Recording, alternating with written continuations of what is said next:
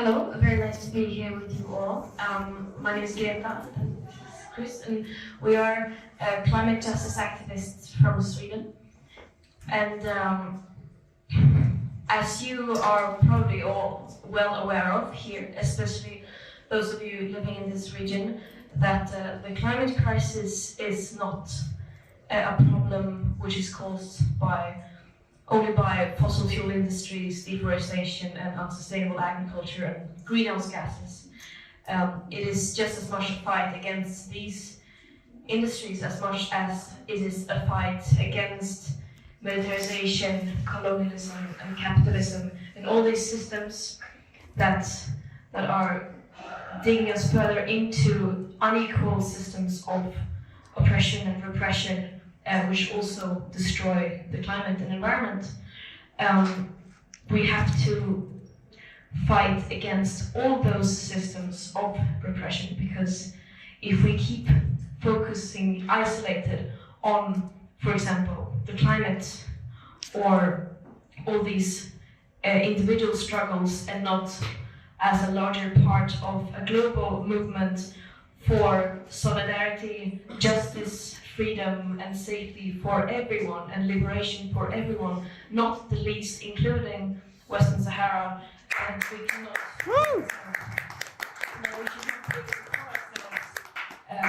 solidarity and justice movements. So that is why the climate movement, just as an example, also has to be a loud voice calling for the liberation of Western Sahara and justice for the Sahrawi people.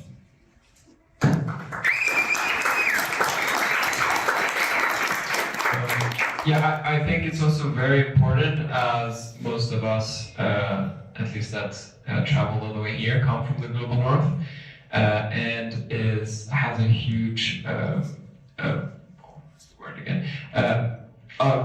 Responsibility. Thank you. I always forget that word.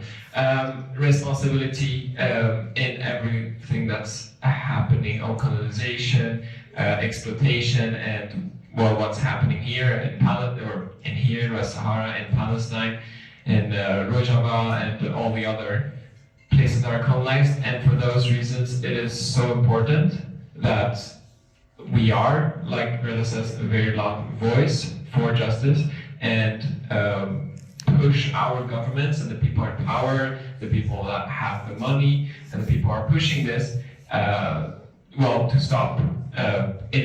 We have that power, and we really need to do something about it, and not just stay silent and only talk about, if we're talking now about climate activism, only talk about climate for ourselves, for our children in global north, is so ignorant and shows like racism or even not understanding the situation. We are not the one who will be the most affected, and we can see it already now. We are not the ones who are being mainly affected right now. People are already dying, thousands and thousands are already dying and suffering from the consequences of climate change in the entire world.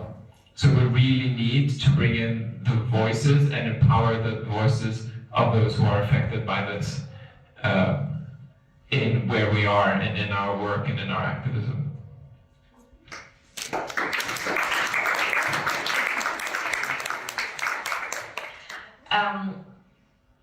We can share some concrete examples on how we are organizing. It looks drastically different from one place to another, but in Sweden, we are part of a youth movement called Fridays for Future, which we're not representing here, by the way, where we are young people organizing basically for climate justice, which started as a school strike, young people skipping school saying, why should we care about our future and educate ourselves if you are not caring about our future? That movement spread and became much more global. And we are now trying, there are always rooms for improvement, but we are trying as much as we can to communicate what you just said, that the climate crisis is not a future crisis, it's a crisis happening now that has been going on for a very long time, and a crisis interconnected with many other social crises as well.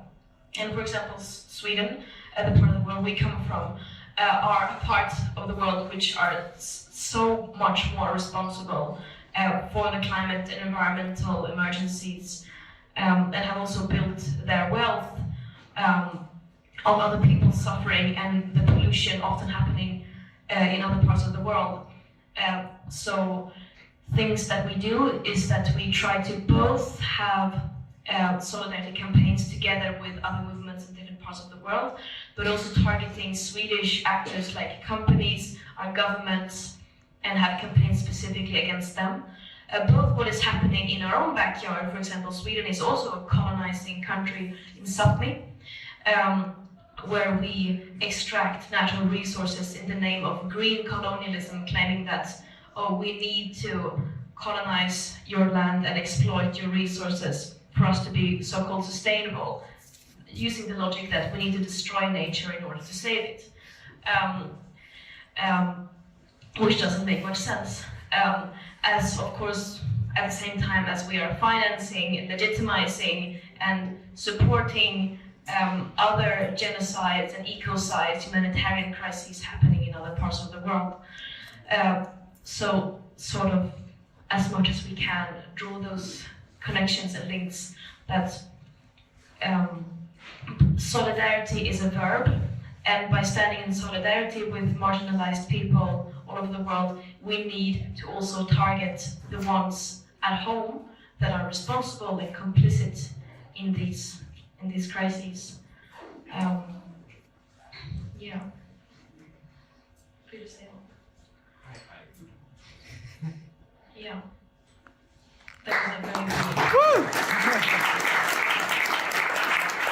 Especially happy about sitting here with these excellent climate activists to talk about climate activism and climate justice for Western Sahara. So we would like to start with each of our panelists just giving a short introduction about how they became climate activists and why they're choosing to fight for climate justice. So Nejla, if you would like to start. Woo.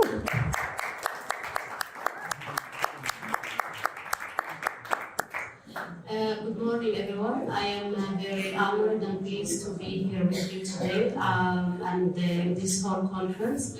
My name is Nejla Mohammed Ibn Salma. I was born and raised here in the refugee camps.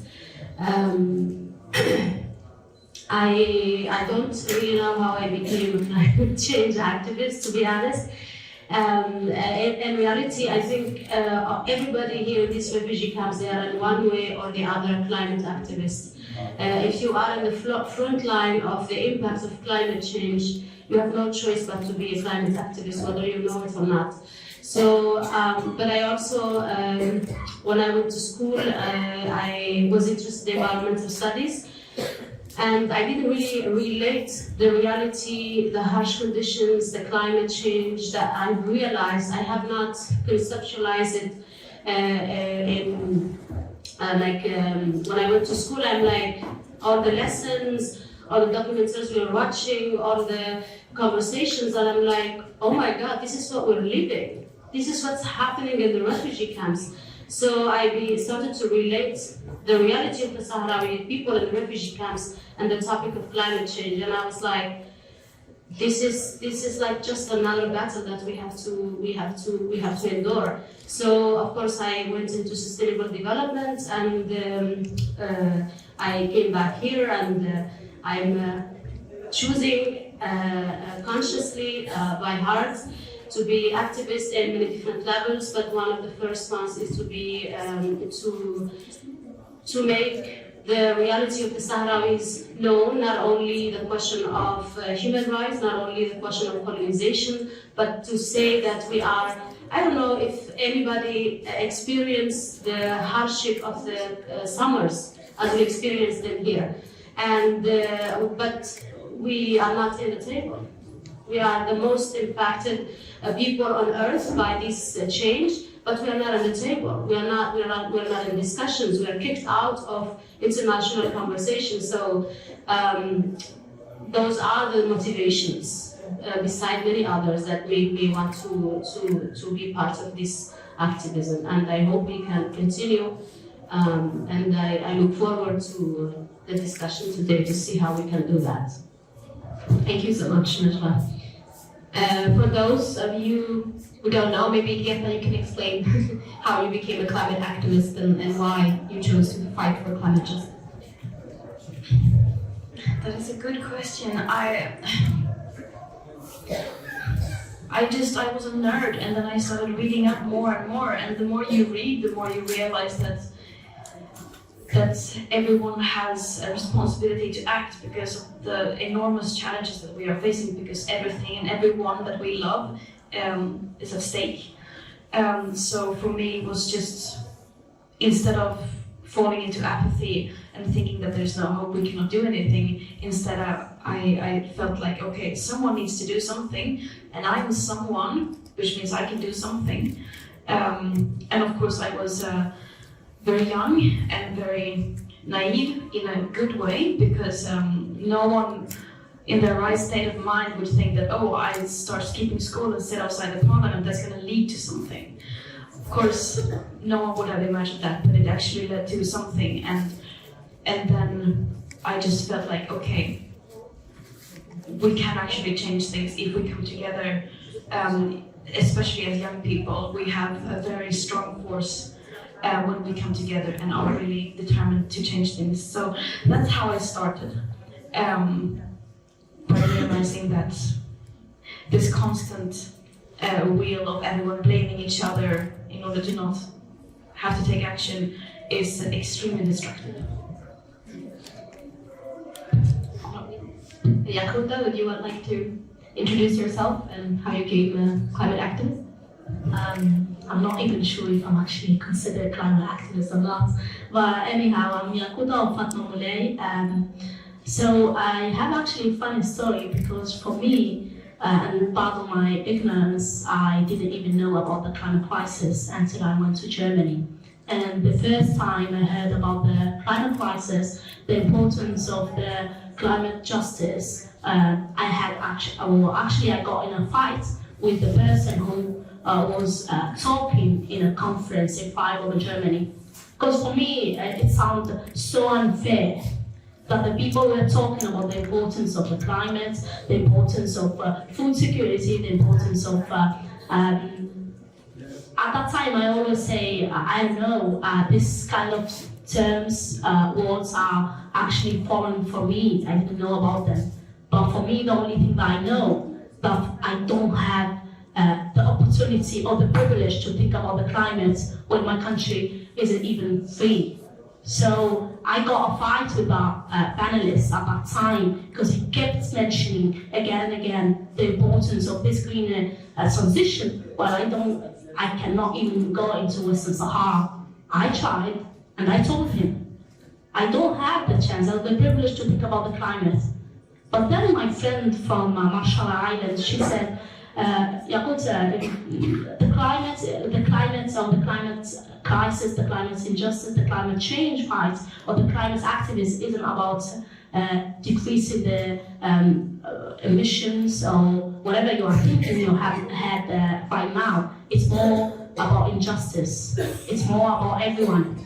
It's about the future. And that's when I start thinking, it's actually, or the climate crisis or the climate injustice is actually a human rights issue. So that's why I thought that it's actually quite related to our case.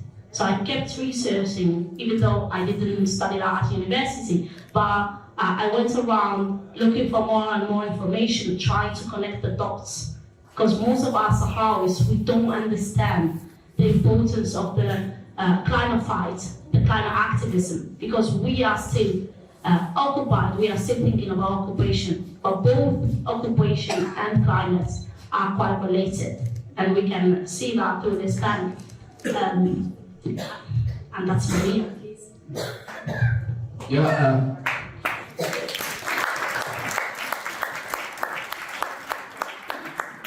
name is Mahfoud Bashri. I actually became, or tried to become a climate activist here in the camps out of anger and disappointment because, as you know, the climate change crisis is one of the trending topic today. And whenever we speak about this, there is no mention of Sahrawis. And I was realizing how could these people who are extremely, like all the bad and the strong impacts of climate crisis and climate change are not there and are not mentioned. So here in the refugee camps, people are experiencing like long waves of extreme heat that goes beyond 56 degrees in the summer, but also in only the 10 last years we have been hit by 2 strong floods. The last one of them was very recent in the camp of Dakhla, who destroyed many houses and obliged many people to be evacuated. Many people in the camps do not realize that these are direct consequences of the climate crisis and the climate change that the people are witnessing. But it is. So, and I became out of anger, as I said, because I have seen how Morocco is exposing itself as one of the champion or energy transition leaders in the world. And I say, how could this happen whilst this country is holding my territory under occupation and doing all these projects in occupied land. So some years ago I was invited to participate in a climate justice camp in Tunisia, and I have realized how many activists there were welcoming Sahrawis, and at the same time this made the Moroccan delegation very nervous until the point that they tried to boycott a workshop that we were trying to do. So not only boycotting but also violently attacking this workshop because it was under the title climate change under occupation. So they were very mad, and at the end of the day they ended up quitting all the camp and even trying to violently attack us. There were only 2 Sahrawis, myself and one colleague from the occupied territories. And the same thing happened, I probably will elaborate more on this later, but the same thing happened at the COP on Sharm el-Sheikh in Egypt when I went together with another Sahrawi colleague. The next day of the conference, we were surprised that there was an official complaint at the office of the UNFCCC with our 2 names. So you can see that these kind of spaces make Morocco very nervous to have Sahrawis and to have a narrative that is questioning what they say about the project and how they are questioning, how we can question the narrative on this. So in short words, so this anger made me realize that this is a space where we Sahrawis also should be present, and we need to fight to be there. And this is why I started also to even make people aware that there is a very important climate crisis, but also we need to engage in the fight against it, but also we need to be present there.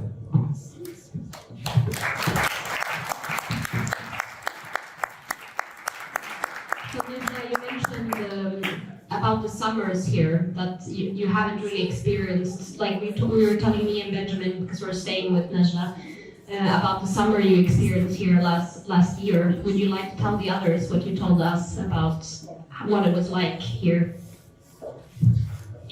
As I mentioned before, when I was in school, I was reading all about this science, about all of this latest research on the heat waves, the rising temperature of the planet. And I have to say that I think every Sahrawi here can agree with this. Every Sahrawi here who spends basically from April to sometimes to October, sometimes to November, that the heat is unbearable. And I always say to people who ask your question, there is no amount of words, there is no amount of scientific definitions of this a rising temperature that can describe what it feels to be here in July and August. I just cannot describe it. You have to be here to realize how terrible it is. And sometimes I feel like, you know, even indoors in the house, it feels like, you know, when you, I don't know if people who cook and bake, when you open an oven and you lean to grab anything, that heat that flashes on your face, it's exactly what it feels to be sitting in a room.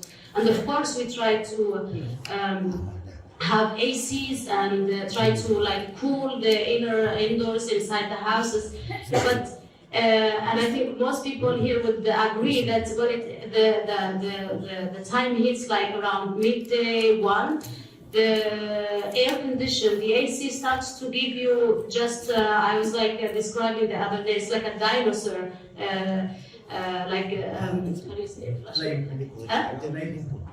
Flame? Yes, it's like a flame, you know, it's like a just completely hot air, and they just collapse. That's how hot it is. I've seen also a video on social media, somebody putting a pan on the sand and cooking eggs on the sand with, I mean, that's just like, it's just really, and then you put on top of it that we have the worst water crisis you can imagine.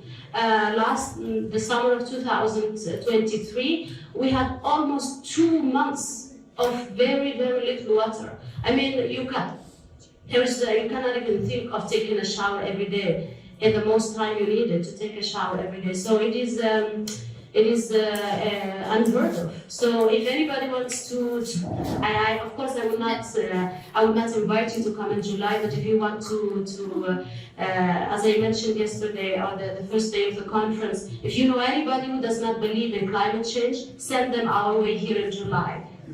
Just send them here, and they will not. It's just you cannot go back and not think that this is just some real crisis happening in our planet. So this is just one. Of course, the irregular changes in weather.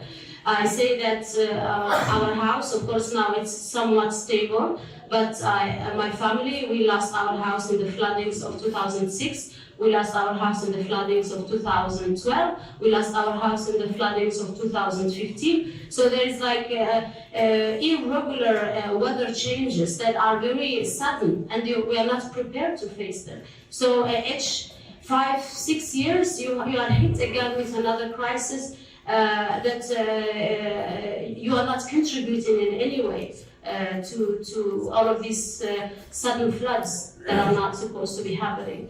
And we did not contribute to this. But yet we are in the front line of this danger. We are in the front line. And when also, sadly, we are excluded. Who should be on the conversation? Who should be in the conversation? Who should be at the table? Who should be in the COP every time it's organized? It's the people who are the most impacted. Because people in Europe, the climate change, it's hidden. Of course you can feel it. Of course scientific research can prove it. But it's masked. It has a mask. You can't really see it. I mean, like last summer, we are hearing some news about the heat waves, but you will not be able to experience it exactly like we've experienced it here. So if anybody should be in the conversation, it should be us. It should be all the indigenous people in many, many parts of the world who are experiencing this. So I hope we will be able to do something because not to reverse, but to at least be heard on these conversations.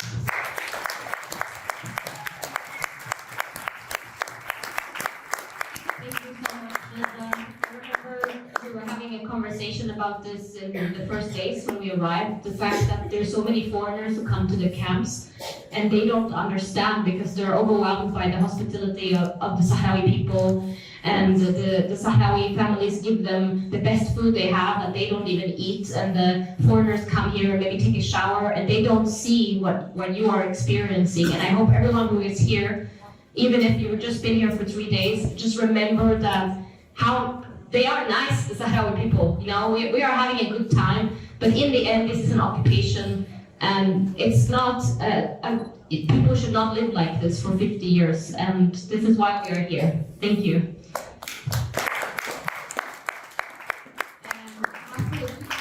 You are working a lot to support the Sahrawis living in the occupied territories. How are they experiencing climate change in the occupied territories, and how do they relate to what is happening around climate change? I think this is very important because I always like to speak about the problem in a whole, and I think the problem that we're facing now worldwide is that the just energy transition, the so-called just energy transition, is unfortunately copying the same colonial dynamics, and this applies to Western Sahara.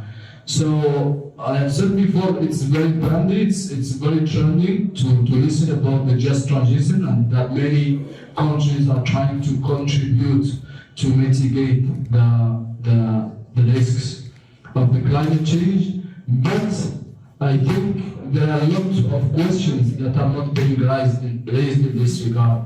And this includes that this just transition that many countries are undertaking is not just, it is, let me tell it, green colonialism, because it's copying same dynamics as colonialism. And in this regard, it's the case of Western Sahara and Morocco. So what Morocco is trying to do is to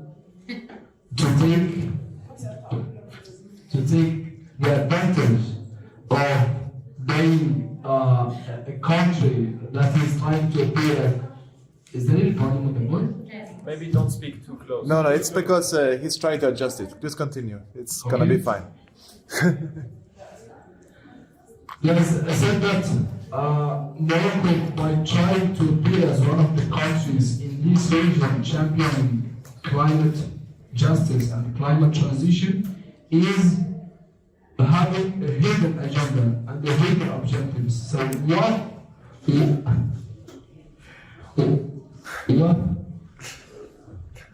is it good out here?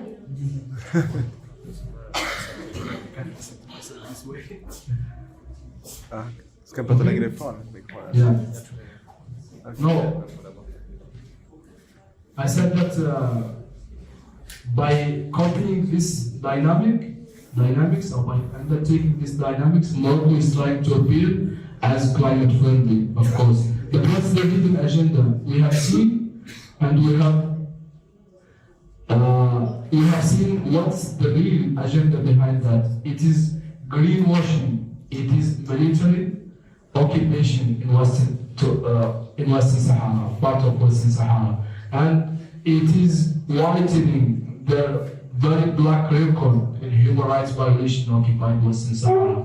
So I myself was a witness to how Morocco is trying to use this narrative of a country that is environmentally friendly and also that is contributing to the mitigating the risk of climate change by, for example, putting some NDCs, what we call national determined contributions, to meet the Paris Agreement, or to meet every state's commitment to the Paris Agreement.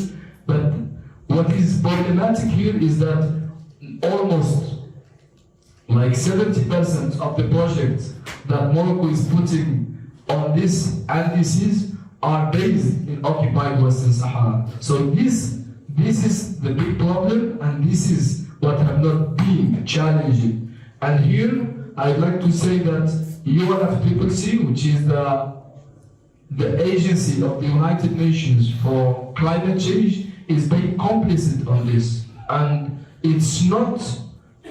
It's accepting the NDCs of Morocco, despite the fact that these NDCs include occupied Western Sahara and includes not self-governing territory recognized by the UN. So Morocco is trying to basically normalize its occupation on these international platforms and these international spaces by appearing a state that respects the environment and that is contributing to mitigate the risk of climate change. And this has a direct impact on Sahrawis in the occupied territories, but also has a direct impact in the conflict as a whole. Because we have seen how UNFCCC, which is a UN agency, is accepting this, but we have seen also how Morocco have been allowed to expose these kind of projects at the conferences of climate and everywhere. So we have seen, like in the COP that I've been to, we have seen how the big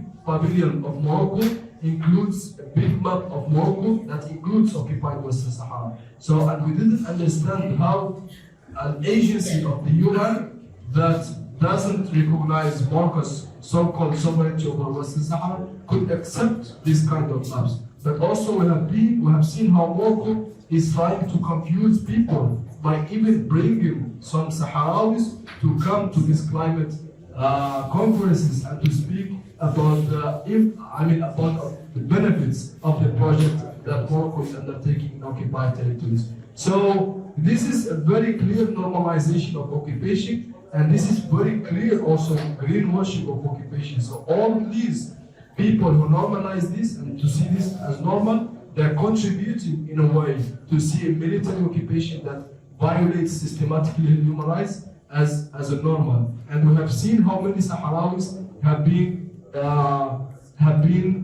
speaking up on the land grabbing that they have been suffering from. So all these projects of the so-called green energy are being located or are located in lands of Sahrawis. So these Sahrawis are violently dispersed, and their lands are taken from them in order to build big like wind farms or solar plants. So that's also without forgetting, of course, the record of Morocco in terms of human rights. So the very clear hidden agenda and hidden objectives of Morocco behind like this is to normalize its occupation on Western Sahara. And I think it's very important to mention here also the issue that Greta have just brought in. Sahrawis have been excluded from this very important conversation at the international level. So despite being one of the most vulnerable communities, both here in the refugee camps, but also in the occupied territories, they are not granted a seat in the table, and they are being excluded from the talks about climate change. So Morocco doesn't allow the presence of Sahrawis, but also the UNFCCC in this case also doesn't allow non-state actors such as the Polisario to come and to have a seat and to speak also to the contributions, but also to the plans to mitigate this risk. Despite all this, still Sahrawis have their nationally determined plan, like as Obi mentioned before. But I think this exclusion of Sahrawis is done also to silence the voice of the narrative that questions the project and questions what is going on in the occupied territories in terms of climate extractivism, but also the plunder of the resources of the Sahrawi people. So I think it's very important to do some campaigns against the UNFCCC itself, because this agency is giving like two very important parts: mitigation and adaptation, and none of them they allow Sahrawis to access to. So like here, for example, in the camps, we get access to finance coming from the UNFCCC because they don't recognize us, and we have been touched, and we have been clear victims of the climate change. And as I said, only like a few months ago, we have some very devastating floods here in the refugee camps. So it's very important to have this into mind, but also to bring our campaigns for the UNFCCC, but also for other actors to recognize Sahrawis and to bring them to the table when it comes to climate international talks.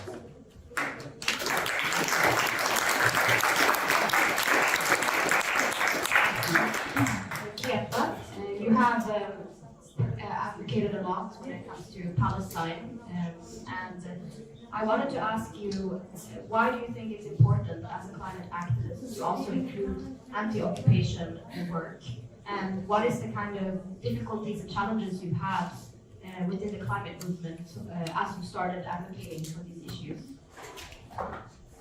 Well, it should be self-evident, but there are so many layers to this. First of all, it's, as previous panelists have been describing so well, that if we take Western Sahara as one example, it is one of the areas, one of the peoples that are affected the absolute most by the climate crisis in truly awful ways, while also these people being among the absolutely least responsible to cause this crisis, as well as not having anything to say or a seat at the table where these decisions are being made. So it's difficult to find clearer examples of climate injustice. But then there's also, of course, the parts about that occupation and the plundering and over-exploitation and destruction of natural resources and ecosystems, of course, always go hand in hand. Where people are being exploited and oppressed, nature is also being destroyed. But then, of course, it should be much more simpler than that, because the reason why we are climate activists in the first place, the reason why we care and are advocating for climate justice is because we care about people's well-being. It's because we care about justice and liberation for everyone. And if justice and liberation for Western Sahara is not included in those global calls for justice and climate justice, then we cannot call it a justice movement.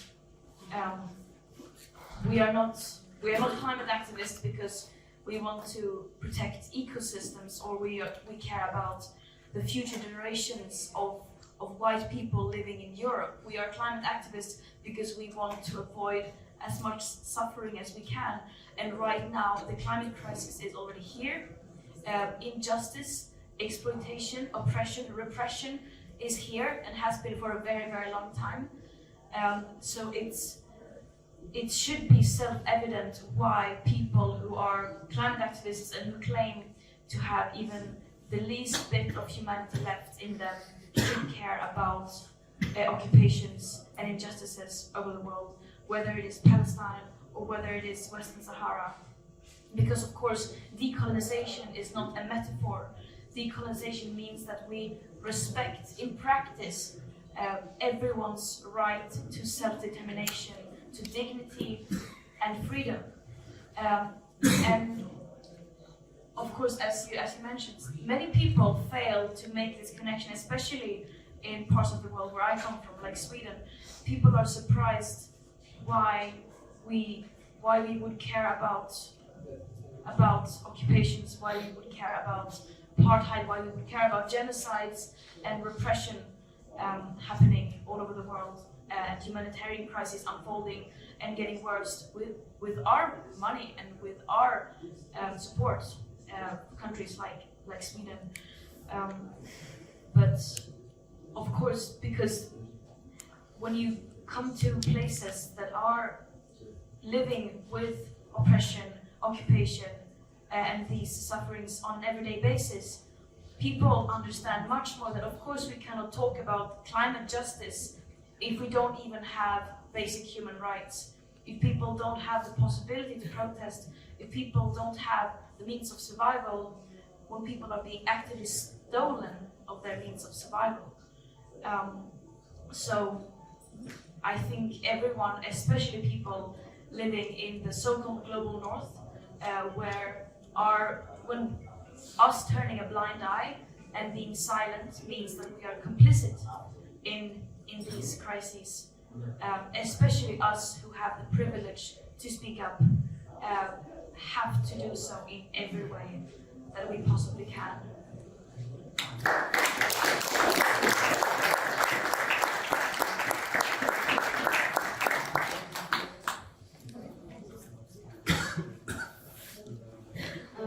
I just wanted to add also that the struggle against colonization, the struggle against occupation, the struggle against climate change, I think when you dig deeper, a little deeper, you realize we are fighting the same enemy. It is one single capitalist mainly white system.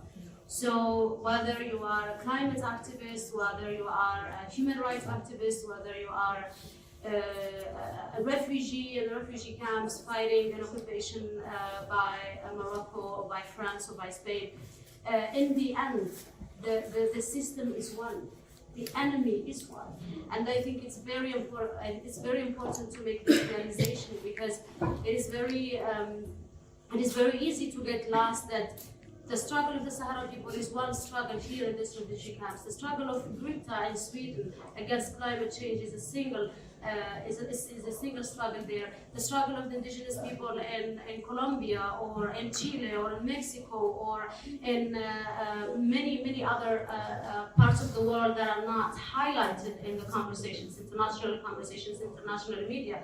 You think those are single struggles alone. But when you dig a little bit deeper, it is one struggle. It is the struggle of the people against an inherited system from the World War II, World War I, and it is one system, whether you mask it with whatever mask you can put in it, but it's one struggle. And I think it's very important to make this realization because then we know we are together, even though we are in separate areas, we are fighting different struggles under different names, but the system is one. And it's capitalism, it's this regime that runs the world, sadly, that we have to knock it from different directions. So I just wanted to make this, that is really inseparable.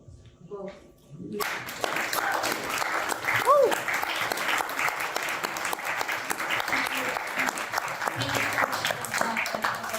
Very powerful words, and I feel like in a way this gathering shows that exact thing that you're saying, because we're so many activists coming from very different fields of work and struggling for in a way different occupied peoples, but in a way the same, like you were saying. And I wanted to move into talking about some concrete actions that we all are taking and how people here can contribute. So Greta, you are working in Geneva, you're working towards the UN, and a lot of the speakers here have been talking about how the Sahrawi people are not at the tables when it comes to talking about climate change. So I'm curious, what can we do, to promote the right for the Sahrawi people to be at the table, and how are you working towards the UN institutions to bring up the issue of Western Sahara? Well, it's actually a big question because we are struggling a lot to get access. What can we do? And even if we know what we need to do and what we can do, always we have in our face Morocco. And it's very funny because whenever we go, either with diplomatic missions or with the state members, parliamentarians, and even now NGOs, we got the same answer. Look, Morocco is a great ally when it comes to climate.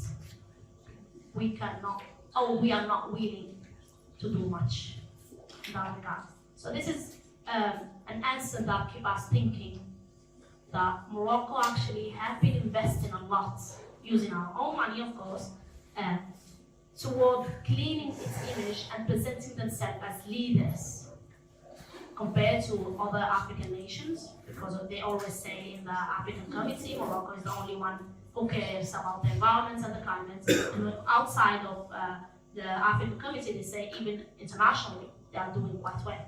And also there is another factor that we need to keep in mind. Morocco is very aggressive when it comes to anyone who dare to speak or even mention Western Sahara. So many people, many NGOs, many special rapporteurs, and even working groups try to take their time to adjust their words and their action. That's why we cannot see anything right now, and even in the at least in the next year or the year after.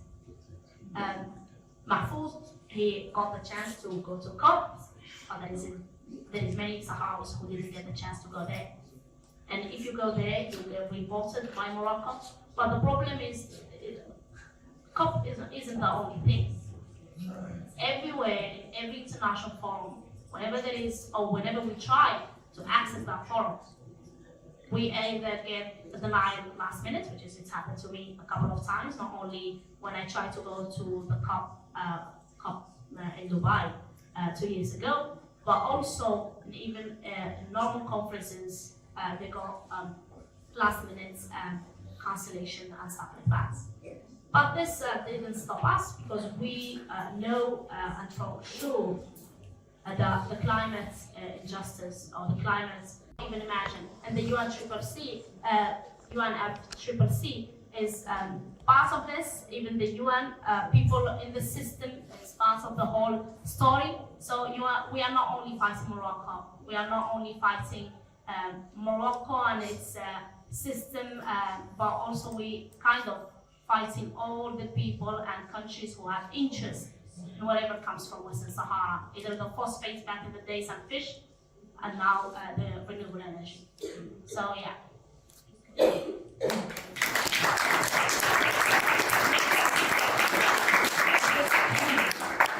Since you mentioned the presence of international conferences, I want to encourage everyone here, whenever there's a conference organized in your country or internationally, to please make sure to invite Sahrawi activists to be present there. It's very important that we all try to make sure that our Sahrawi comrades and community are represented at all these conferences. So that's something we all can do. And Mahfoud, I wanted to ask you, because many people today and also yesterday have been talking about this Sahrawi BDS movement, and you are actually part of the Sahrawi BDS movement. Western Sahara is not for sale. And can you tell us a little bit about that work and how we here can contribute and support the work that you're doing there? Sure, if I may add a little bit on what Yaqut said before, I think I was having also a discussion yesterday with Greta about this. I said it's just such a gift and opportunity that the big reference on the fight for climate justice is here and coming to see Sahrawis and visit them and listen to them. So it's such a good opportunity. And so I was speaking to her about our previous experiences in participating in some spaces, climate justice spaces that have not been very easy, and that we have been always very targeted and very attacked. So in trying to achieve this climate justice for everyone, but also putting the Sahrawi fight and struggle for self-determination at the center of the fight for climate justice, I think it's very important also to make solidarity. Spaces like this are very important. So what I've been focusing on for the recent years is trying to find synergies, but also connections with other movements and other groups, especially in the global south, and particularly with the Palestinian people, trying to showcase the similarities between the Israeli occupation to Palestine and the Moroccan occupation to Western Sahara, and the relations that now are very clear after the normalization between the two regimes. So as Nejla, I want to echo what Nejla was saying, that we are fighting for the same system. So it's very important to look for this grassroots movement, and I have particularly also seen a lot of welcoming for Sahrawis and their struggle from grassroots movements in Latin America particularly. So they have been very welcoming and they have been very supportive also. I think it's very important to use these tools that we have as Sahrawis, as we speak Spanish, most of Sahrawis speak Spanish. I think this is a very important tool also to use this gap, to bridge, to narrow, this gap between us and the communities, including indigenous communities in Latin America. And I think this is a very important angle of what I've been trying to build, and I think it's very important to build this solidarity movement and this bottom-up approach, because when I went to COP in Sharm el-Sheikh, I found a lot of organizations and a lot of movements, and the question was, where have you been, the Sahrawis, for all this long time? Why didn't you show up in these kind of spaces? And of course, they understand it's very challenging, and they understand it's a space that have been dominated by Morocco and its narrative, and they have been trying to block every entrance for Sahrawis. But I think it's very interesting space also for networking and for bringing this. So, and responding to our question, sir, I think when we started thinking about Western Sahara is not for sale, of course, our main and number one inspiration was the Palestinian BDS, and I take this opportunity to salute this movement. We have had some BDS members here in the camps, and we are in constant touch with the Palestinian friends and colleagues from the BDS, as well as many other civil society movements in Palestine. So it was our inspiration number one, and we had even some people from the BDS having trainings with Sahrawis from the refugee camps from the occupied territory. So this effort started a long time ago in 2018. Remember, we had a very big conference for civil society from the camps, from the occupied territories, and from the diaspora. And I remember our friend Stella Bintagen was having a very great workshop at that conference. I think it was his first time in the camps. So that conference was the very real basis of this movement, and we aimed for it to be a unique movement that brings Sahrawis not only from the camps but also from the occupied territories and from the diaspora, and to target companies that are plundering the natural resources in Western Sahara and that are being complicit with the military occupation in Western Sahara. So we started campaigning particularly against Siemens. We call on you also to join this campaign that we launched time ago, because we have seen like Siemens is one of the big campaigns that is very well known in Europe, but also that has many projects that many people don't know about in Western Sahara. We started with this company, but of course there are a lot of challenges that are there. So I think it started as a very unique movement, as I said, that brings together 123 civil society organizations from here, from the occupied territories, and from the diaspora, and we launched a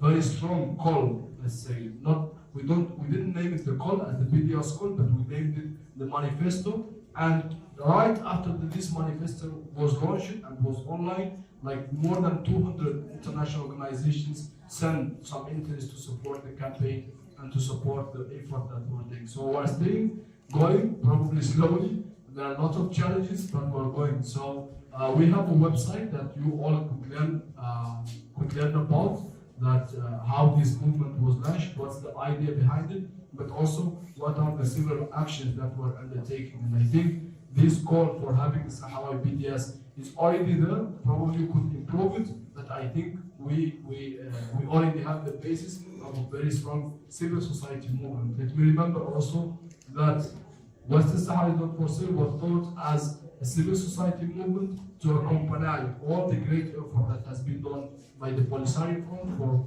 more than 10 years now, especially taking like legal action against like the European Union and all this. And we have seen how the results were very positive, and we were speaking before about the ruling of last October 4th. So I will not take long in explaining, but I think, as I said, we have the website, but also everyone is welcome to have a bilateral discussions to speak about this, but also most importantly, because Greta and myself are trying to take this again, so, and also with the help of other people as well, so everyone is involved to come on board.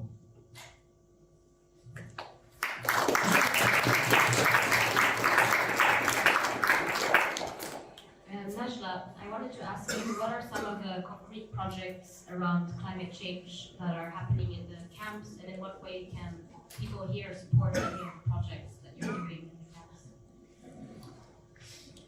Well, I think there are some wonderful initiatives done by people here in the camps. I'm just one of them. One of the ideas I brought after finishing school is a library. Maybe you might not realize firsthand the relationship between a library and climate change, But creating this library, or now we call it a center because it's more than just a library, we try to implement sustainable methods of building the center, building this library at the time, and we managed to build it. I think around 95% of the whole building is sustainable, and we use, for example, natural lighting. We have a cooling, like a natural cooling system, and we try to also implement methods that could maintain this space safe from floodings. Thanks God, the last floodings did not impact it because we try to build it in a way that is sustainable, that it could endure mainly the sandstorms and floodings that usually are present here.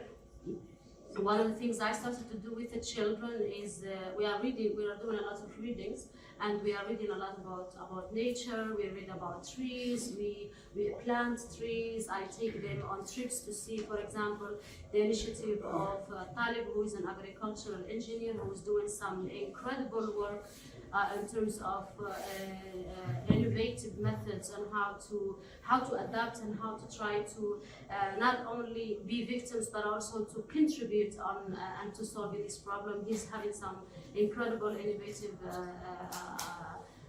gardens, methods to plant in such hard conditions and with very, very little resources and very little, mainly water. We also have Mohammed Suleiman, we have Mohammed Salam here with us. They're also doing some incredible work to try to help people and teach people how to plant and how to have their own family gardens and how to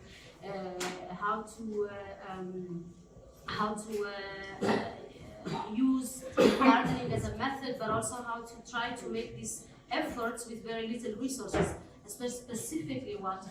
I tell you, for example, I also created a community garden with 2 other women with me in my house.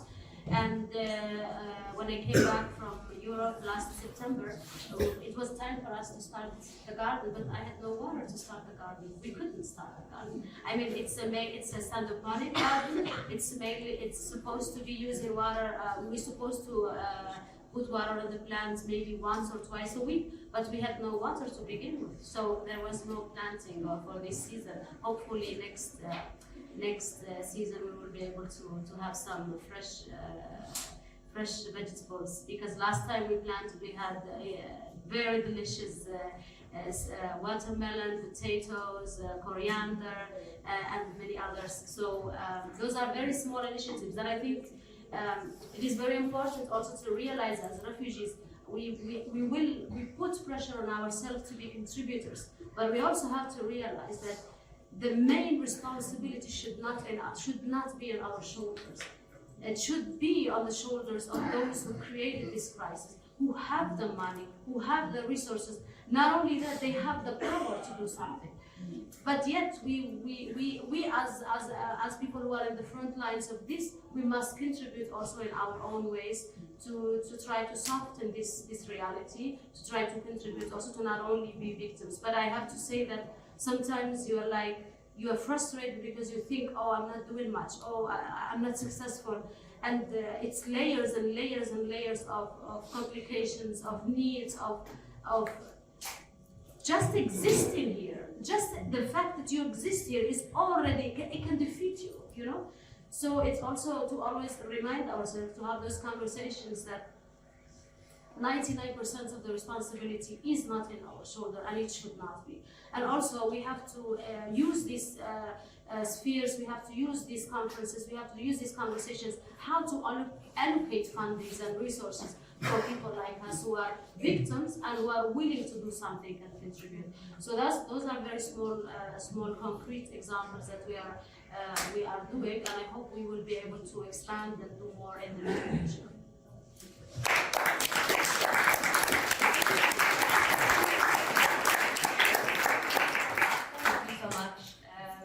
I wanted to ask you, Greta, if you also have some ideas on concrete organizing that, like you are doing, for example, that other people could learn from when it comes to how we can get climate activists to care about these issues around occupation How can we be better at organizing around these issues?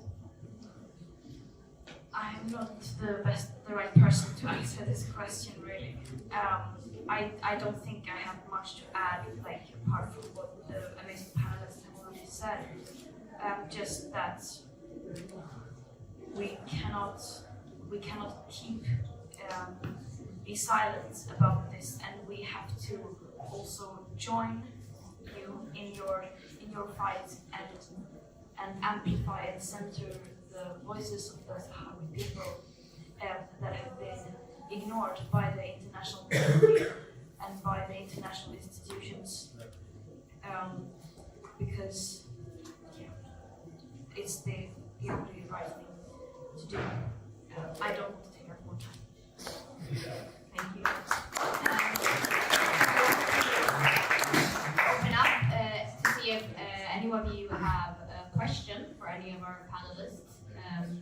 They have already talked about a lot of concrete things, all of them, that we could do, such as supporting the campaign that you talked about, and also Western Sahara is not for sale, and all of these projects in the camps. But if anyone of you have any comment or question, please feel free.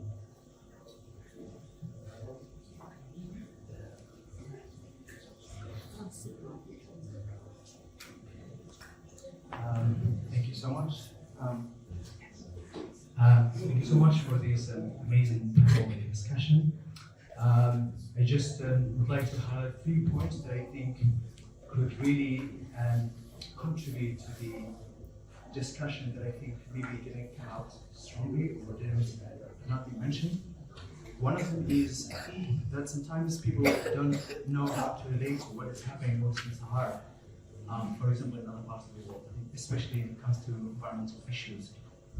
I don't know how many people know that, of course, Western Sahara is rich in phosphate, one of the natural resources that gets exploited without the consent of the Sahrawi people.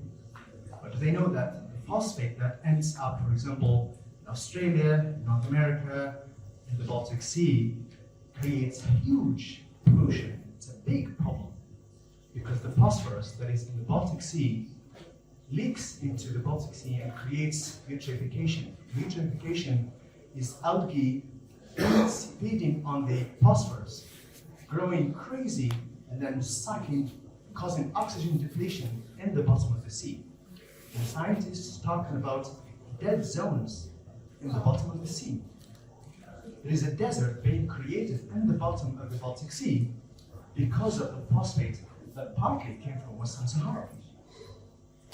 That's a big problem that is caused not in the Baltic Sea, but by something that came from Western Sahara.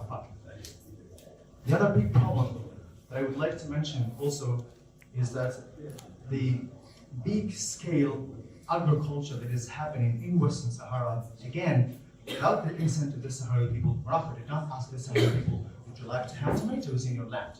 No, they just came in and planted tomatoes on big scale. What does that big scale farming causes? It's impacting the local ecosystem in a way that you can't even think about it. Not just the local ecosystem, but the global ecosystem. A lot of people are talking about what is happening in the Amazon. It's terrible. But you know what's worse? As more and more moisture from agriculture on big scale in Western Sahara and other parts of the desert are expanding, it contributes to another big problem that will kill the Amazon. Because the Amazon depends on the desert. Yes, I say it again, the Amazon depends on the desert. Why? Because the sandstorms in the desert that happens almost every year lifts huge amounts of phosphorus, and it crosses the Atlantic Ocean and lands in the Amazon basin. That's how the Amazon gets its fertilization. If more and more moisture, because of agriculture in the desert, is expanding, it will cause the dust not to get lifted up. And so less and less phosphorus is reaching the Amazon. So as they grain in Western Sahara without the consent of the Sahrawi people, they're causing the death of the Amazon. Another big problem that we're not talking about, we're worried about plastic pollution, for example, everywhere. But nobody is talking about another big pollution in Western Sahara. Western Sahara is one of the most heavily polluted areas in the world, with landmines and war remnants. Estimations are talking about 5 to 7 million landmines. How many are the Sahrawi people here and in the occupied zones? Maybe 1 million, 2 million. So it's like 5 landmines per person.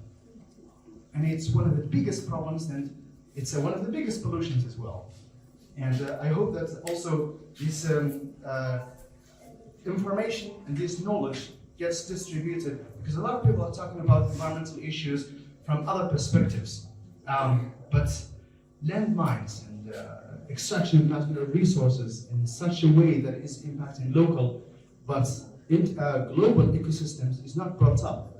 The very food that many people eat in Europe, not just the tomato coming from Western Sahara, but the everyday food, the agriculture that is happening around the Baltic Sea, in North America, and in Australia, and New Zealand, are bits of Western Sahara in it, because of the phosphorus. Phosphorus is processed as a fertilizer to grow food. Thank you.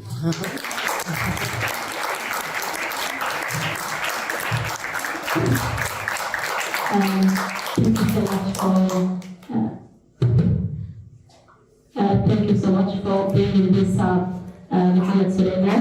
And I guess that's we really need another place or the forum to only discuss these things, because it's so important to show the relationship between the conflict in Western Sahara, or between the Sahrawi people and the whole global, or the whole world. Right? Yeah. I'm not sure. Should I just keep going? Should I just keep going? Or should I wait? Yeah. Can you hear me now? Now? I think it's better now. But I just want to add something because of the agricultural project. Technically, after the sentence, European Court of Justice sentence last October, European countries already, or at least the ones who I think they will listen to the court, won't be exporting or importing, agricultural products from Western Sahara. But the problem is the other countries, which is we are talking about Russia, China, and other countries. And also, I want to just mention one big project in occupied Western Sahara, which is the Tindouf farm. It's a very big agricultural project, and not only is opening the door to export agriculture or Sahara agricultural products, but also it's kind of get rid of this legacy that the only way for the whole agricultural Sahara agricultural products only go to Europe. But for this project, they are going to Africa, to Senegal. They are exporting tomatoes and other agricultural products from Tindouf through the Dakhla port and then to Senegal. So it's a very, very big issue for us if this project succeeds. And I want everyone here in this summit to at least keep in mind what Tim told us yesterday from Western Sahara Resource Watch, about how if they saw this project, probably won't be able to see them, or at least compared to before in the European market, but now it goes beyond that.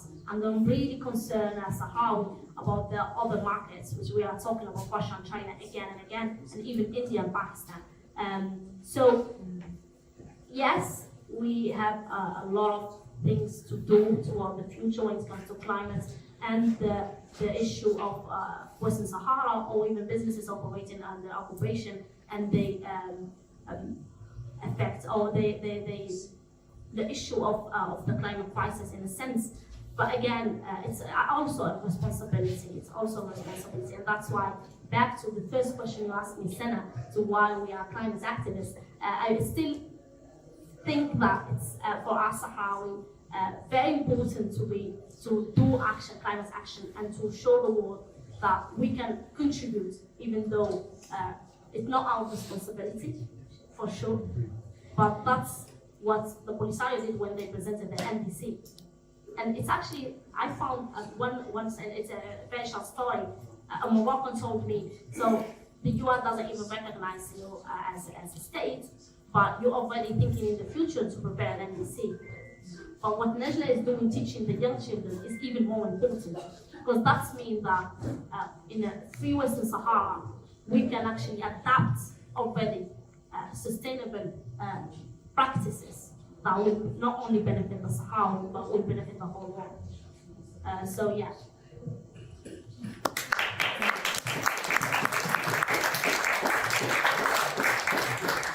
We encourage those of you who will stay here for a couple of days more to visit the gardens that we talked about before, which is really evidence of Sahrawi resilience, like being able to grow fruits and vegetables in the middle of the desert. And there's also people coming from across the world here just to learn about agriculture from the Sahrawi people. So please visit these projects while you're here.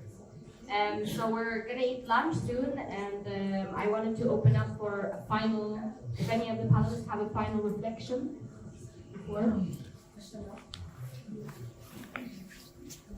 Yeah, probably everything has been said. Thanks to Mohammed also to bring it up. This discussion is very important. Important points that I think could be very good connections when it comes to climate change, but also occupation in Western Sahara. Yeah, I just want to conclude by saying two quotes. One of them is from Greta. She said yesterday that no one is free until everyone is free. I think this is a very good quote. And then last one, I would quote also Prince Fanon, who said that every generation must out of relative obscurity discover its mission, fulfill it or betray it. And I have a big faith that our generation will fulfill its mission in a world free of all kinds of injustice. Thank you.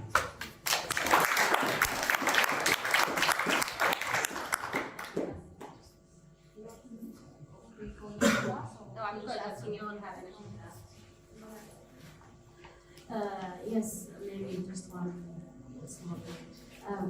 I was talking to Greta last night as we stayed in the homestay, and we were talking about hope and how can we be hopeful, and is it realistic to be hopeful? And I think that as somebody who's up at the bottom of this whole international crisis, and whatever angle you look at it, I think that I tell myself as an individual, aside from being an activist, aside from being just me alone as a human. And sometimes I was telling them last night that sometimes it is very important to be realistic. It's very important to see the reality and to have facts. But then I realized if I'm realistic, then I don't want to live that. It's so dark. It is very dark. It is very sad. That's the truth. But then I realized that doesn't take me anywhere. It doesn't take me anywhere. It doesn't help me. It doesn't improve the situation. So I tell myself as an individual that even an illusionary hope, even an illusionary hope will push you further.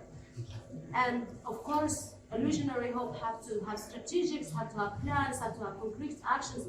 But sometimes it is very, very difficult to see light in the end of the tunnel.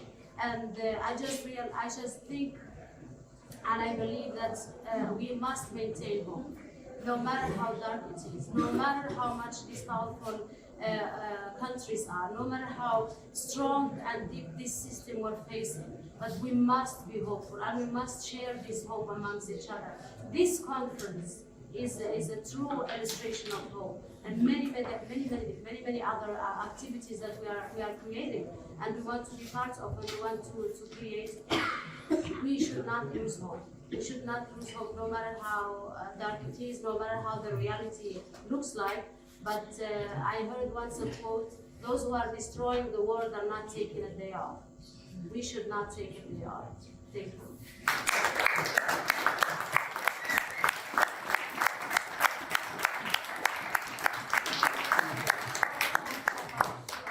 Excellent panelists. It really helps to have meetings like this, speaking about not having hope. I feel a bit more hopeful after talking to you guys. We actually have a special guest that is here with us.